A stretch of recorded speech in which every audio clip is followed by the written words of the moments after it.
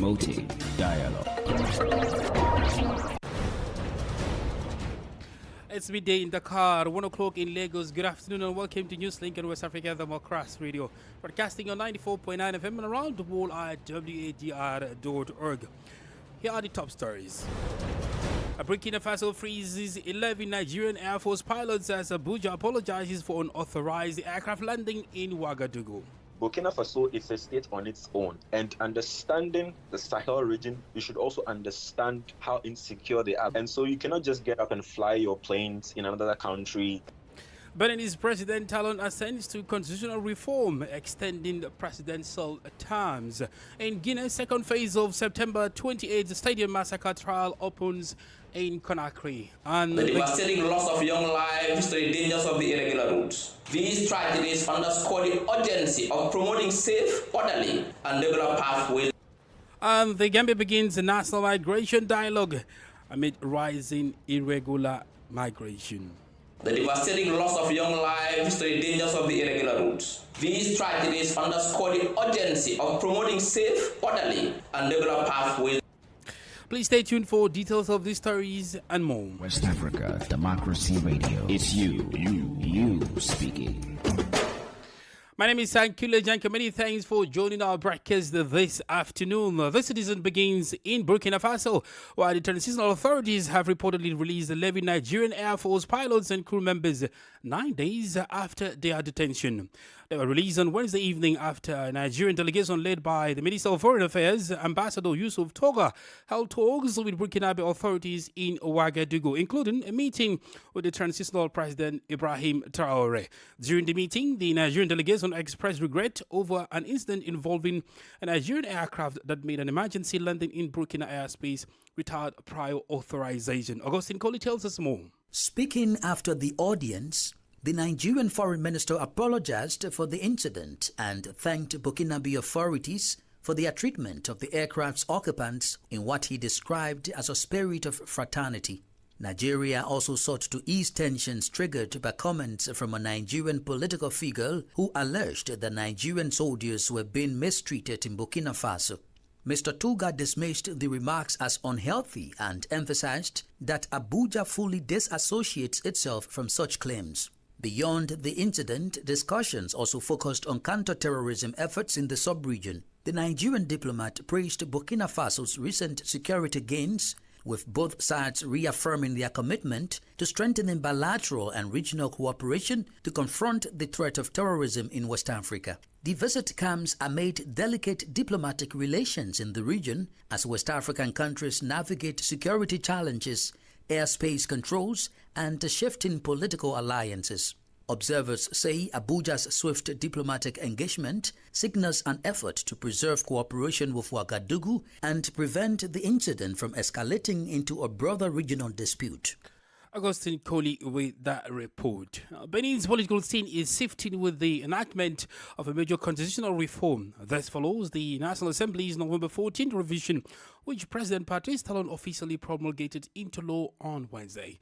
Francis Boniface reports. The Constitutional Court has validated Benin's latest constitutional revision, paving the way for a 7-year presidential term and the creation of a Senate. President Patrice Talon officially promulgated the law on Wednesday, following approval by the National Assembly and confirmation from the court. The reform, Law No. 2025-20, extends the terms of the President, members of Parliament, and local officials from 5 to 7 years. It also introduces a bicameral legislature, with the new Senate expected to have 25 to 30 members alongside the National Assembly. This development comes just days after a failed coup attempt, highlighting the sensitive political and security environment in which the reform is taking place. It marks the second major amendment to Benin's constitution since the democratic renewal following changes made in 2019. Francis Boniface reporting there. In Guinea, the second phase of the trial concerning the September 28, 2009 Stadium Massacre opens this Thursday, December 18, 2025 in Conakry. The proceedings come more than a year after the conviction of Captain Musa Dadis Camara and 7 other defendants. This new phase concerns Colonel Bienvenu Lama and 4 other officers of the Guinean Army who were indicted following revelations made during the first phase of the trial. Imo Edit tells us more in the story. According to sources close to the investigation, the accused individuals will be tried in two separate cases, both related to the crimes committed on September 28, 2009. In response to the announcement, Colonel Bienvenu Lama's lawyer, Attorney Zizi Kalivogu, stated that he is prepared to prove his client's innocent in court, noting that his client has been detained without trial for over a year. However, Attorney Kalivogu expressed concerns about the timing and circumstances surrounding the preparations, particularly as Guinea approaches major elections in the coming weeks. The opening of the second phase of the trial comes 1 month after the last visit from a mission of the International Criminal Court, ICC, to Conakry. Led by Deputy Prosecutor General Mam Manjai Nyang, the delegation visited to inquire about the progress of the proceedings in preparation for this second phase of the trial and the initiation of the appeals process. Following her meeting with Prime Minister Ba Ori on November 19, 2025, she reaffirmed the ICC's commitment to support the second phase of the trial, ensuring that it is conducted fully and transparently. Recall that more than 150 people were killed, hundreds more were injured, and women were raped during a demonstration held on September 28, 2009 at the stadium in Conakry. The demonstration was organized in opposition to a possible candidacy of Captain Musa Dadis Camara in the presidential election being prepared at that time. Imo Edit filed that report. Let's focus on Ghana now, as the government has reaffirmed its commitment to ending the protracted Boku chieftaincy dispute. While endorsing a mediation report, the government announced a billion cedis fund to support peace-building, security and development initiatives in the conflict-affected area of Upper East region. The Boku chieftaincy dispute, which has persisted for decades, remains one of Ghana's most intractable conflicts, frequently erupting into violence and insecurity.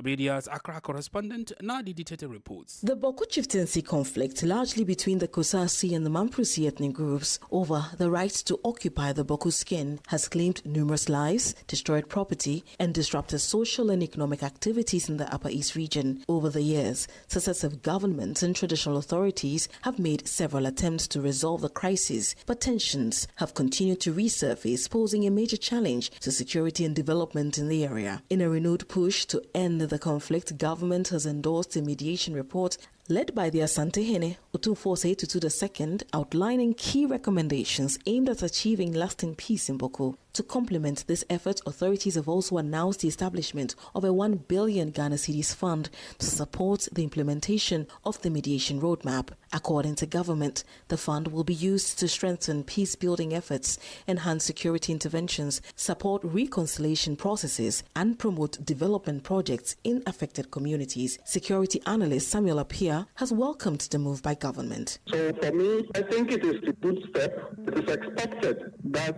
fashion such as mediation will be adopted in terms of finding solution to some of this conflict. Authorities have appealed to all parties involved to cooperate fully with the mediation process, exercise restraint, and commit to dialogue as the only sustainable path to peace. For WADR, Nadede Tete, Accra. More stories coming up on West Africa Democracy Radio. Newslink continues. Elsewhere in the Gambia, there are ongoing concerns about irregular migration, even as this sector becomes increasingly important for the country's economy. As part of efforts to address this growing issue, a two-day national dialogue on migration is currently taking place in the capital, Banjul. Organized by the Ministry of Foreign Affairs in partnership with the International Organization for Migration, the event is focused on the theme leveraging regular pathways for the Gambia's national development. It brings together government officials, civil society organizations, representatives from the private sector and members of the diaspora to explore ways to expand safe and legal migration routes, reduce irregular migration, and maximize the economic benefits of migration for the country. WDR's Banjul correspondent Sang Donald reports. According to statistics, more than 150,000 Gambians live abroad, and their remittances account for over 32% of the country's GDP. Last year alone, Gambians overseas sent home nearly $776 million. Despite this significant contribution, irregular migration remains a major challenge for the Gambia. Data from the International Organization for Migration indicates that over 4,000 Gambians arrived in Europe through irregular routes in 2024. At the opening of the dialogue, Minister of Information, Media and Broadcasting Services, Ismaila Ceesay, emphasized that a collective effort is necessary to drive skills development, investment, and inclusive growth in the Gambia. The devastating loss of young lives to the dangers of the irregular routes. These tragedies underscore the urgency of promoting safe, orderly, and regular pathways that protect the dignity and rights of Gambians while unlocking opportunities. According to the International Organization for Migration, expanding access to regular migration pathways is key to reducing dangerous journeys and exploitation. Siba Asia is the IOM officer in charge in the Gambia. In practice, bilateral labor agreements such as the Circular Migration Agreement with Spain and Saudi Arabia, they have opened doors for Gambians to work abroad safely, while digitization processes of border control procedures through installation of migration information and data analysis system, it is contributing towards enhanced border governance in the country. Meanwhile, discussions are currently focused on expanding legal labor migration opportunities, improving border management, and strengthening partnerships with countries such as Spain, Qatar, and Saudi Arabia. Organizers state that the recommendation from the meeting will inform the Gambians' preparations for the next International Migration Review Forum scheduled for next year. For Newslink on West Africa Democracy Radio, I am Sangdana Mendy reporting from Banjul. Here in Senegal, expert analyses are emerging a day after Senegal celebrated its inaugural National Diaspora Day. The new government aims to make Senegalese citizens living abroad a key pillar of public policy and national development. Last September, the Senegalese government turned to its diaspora sector to raise 300 billion CFA francs. These citizens living abroad are increasingly contributing to the recovery of Senegal's struggling economy. However, concerns are growing about whether the support from the Senegalese diaspora can adequately compensate for the current funding blockade from the IMF. Well, Dr. Suleiman Keita, an economist, a research professor at St. Job University in Dakar, shares his thoughts on this subject. Vous savez, nous sommes dans des pays en développement, et quand on parle des pays we are in developing countries, and when we talk about developing countries, we shouldn't base our development plan solely on the Bretton Woods model. I'm talking about the IMF and the World Bank. We need to look for alternatives. For the moment, that's the short term, the long term. Now, in the long term, we might need to rethink how we finance the economy. So today, when we organize events for the diaspora, it's to better direct funds towards what we call important economic development projects, and it will also be an incentive to facilitate skills transfer. For example, to encourage professionals who are working abroad, like doctors, engineers, and researchers, with their distinctive skills. Now, those in the know, or at least those who are aware of and involved in the country's economic development, facilitate what we call this exchange of skills, which allows us to substantially improve our operational processes. I say that the diaspora is a solution, but also we can't do without the management of concrete projects, because these institutions, beyond the money they lend to the country, need their endorsement to lend credibility to the investments we are going to make, and now also to attract funds from other markets. I think it's a temporary solution until the situation returns to normal. Dr. Suleiman Keita is an economist and research professor at St. Job University in Dakar. Let's remain here in Senegal.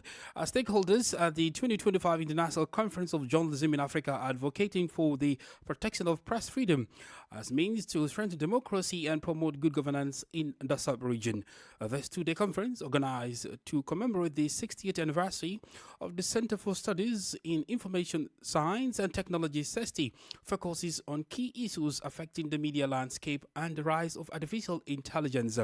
It has been held under the theme Journalism, Democracy and the Challenges of Digital Transformation, What Future for Reliable Information in Africa. Well, the conference takes place at a critical time when the region is facing military takeovers and increasing media repression. Well, Christopher Atichi was at the conference and filed this report.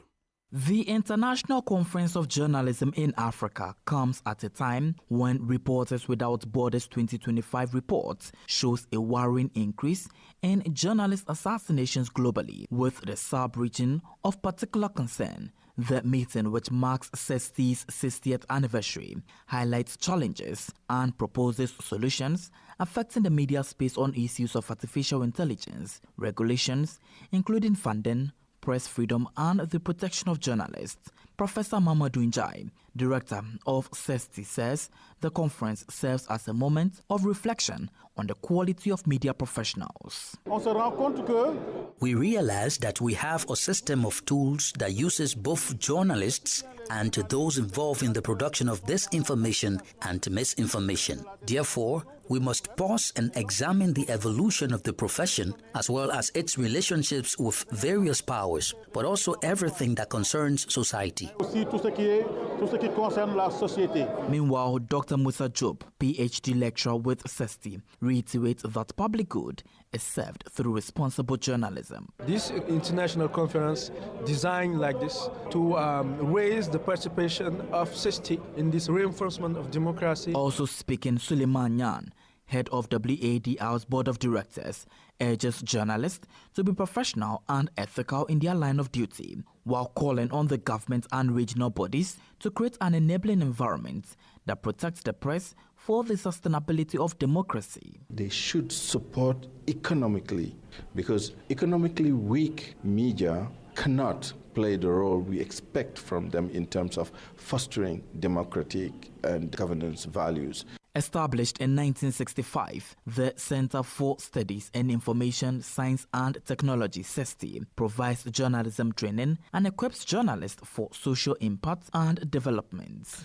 Christopher Atichu filed that report. You're listening to Newslink and West Africa Democracy Radio, broadcasting on 94.9 FM around the world at wadr.org. I said a reminder of our top stories. Burkina Faso freezes 11 Nigerian Air Force pilots as Abuja apologizes for unauthorized aircraft landing in Ouagadougou. Beninese President Talon assents to constitutional reform extending presidential terms. In Guinea's second phase of September 28 Stadium Massacre trial opens in Conakry. And in the Gambia, a national dialogue begins amid rising irregular migration. Still ahead in the news, we have a press review, guest interview and sports news. Please stay with us. Fresh and breaking news all the time. Hear it first as the news breaks, only on West Africa Democracy Radio. Newslink continues. The government of Sierra Leone has responded to a new proclamation by the United States government imposing full entry restrictions on Sierra Leonean nationals following an announcement issued on December 16, 2025. In a press release from the Ministry of Foreign Affairs and International Cooperation, the government confirmed that Sierra Leone had been moved from partial to full restriction status on the revised U.S. immigration measures. Reacting to the development, the government reaffirmed its commitment to international cooperation and constructive engagement with U.S. authorities to address the concerns raised. According to the ministry, discussions are already ongoing with the United States government, noting that the restrictions are subject to periodic review. It adds that efforts are being intensified to strengthen document security, repatriation processes, and information sharing mechanisms in line with global best practices. In Liberia, the ruling government is facing criticism over allegations of corruption and poor governance. On Wednesday, several citizens demonstrated in the capital, Monrovia, expressing strong discontent with President Joseph Boakai's administration. The protest, organized by the Solidarity and Trust for a New Day stand, called for improvements in living conditions.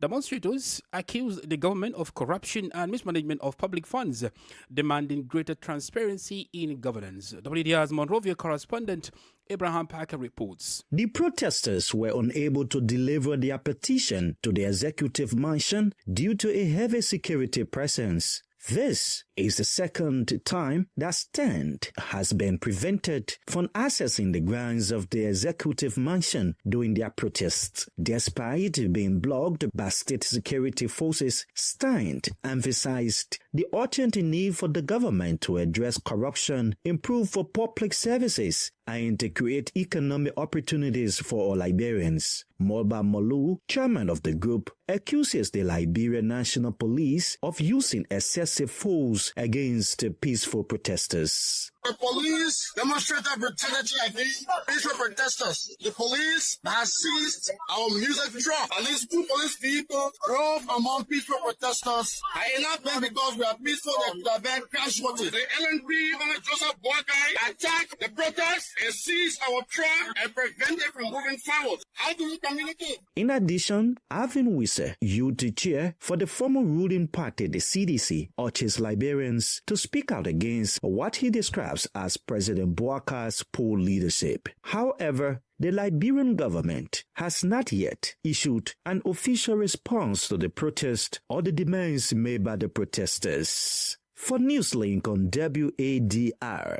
Abraham Parker, Monrovia. This is the newspaper review. Stay abreast and find out what the top stories are in your country. This is the newspaper review. The newspaper review. Let's join Nadi Tete for the newspaper review from Ghana.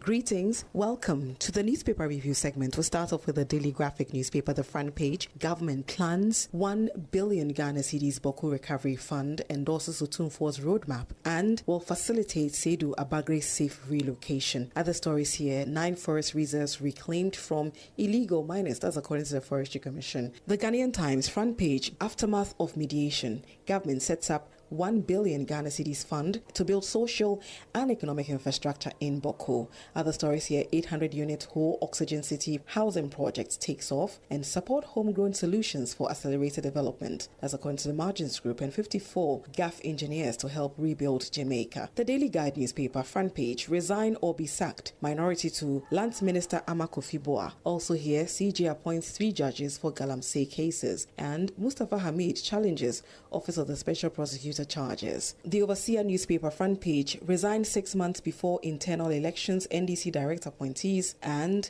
BOG must operate without political disruption. The Daily Post newspaper. Ghana deploys military engineers to Jamaica for hurricane reconstruction, and Mahama's accountability drive reaches London beaches, and Parliament passes concession agreement for construction of Accra-Kumasi Expressway. That will be it for the newspaper review segment. It's back to you in the studio. Thank you very much, Nadi Tete, there with the newspaper review from Ghana. Politics, analysis on major news, social matters, and all. This is A Guest. Well, for this guest interview segment, we head back to Burkina Faso, where transitional authorities have released 11 Nigerian Air Force pilots and crew members 9 days after their detention. Well, the release followed high-level talks in Ouagadougou between Burkina Faso officials and Nigerian delegation led by Foreign Affairs Minister Ambassador Yusuf Toga, during which Nigeria expressed regret over an unauthorized emergency landing by one of its aircraft. What does this incident tells us about diplomacy, military cooperation, and regional relations in West Africa? Well, to help us understand the significance of this development between Nigeria and Burkina Faso, we are joined in our guest interview segment by international relations expert Michael Yo Asedu Ajay. Burkina Faso is definitely battling a lot of insurgencies and very sensitive these days to airspace violation and all of that. And so it's very, very good for us to start from that basis and understand that there's a lot of insecurity happening over there, and also appreciate the role that is being played by soft power, because nations, of course, like Burkina Faso and the others would easily have resorted to the use of hard power in cultural diplomacy and diplomatic settings. But their ability to sit down and have country-to-country conversations is something that is worth commending. I believe that all nations, together with Mali and all the others, can also adopt the similar role. And I think that, importantly, this is a sign that diplomacy always wins. It gives us and understands the role and the value of state-to-state dialogue. Rather than escalating it, there was a lot of diplomatic engagement, which is very good. Preserving mutual respect is also another point that is very, very important for us to note, because pragmatism was the only way out so that it didn't have to escalate.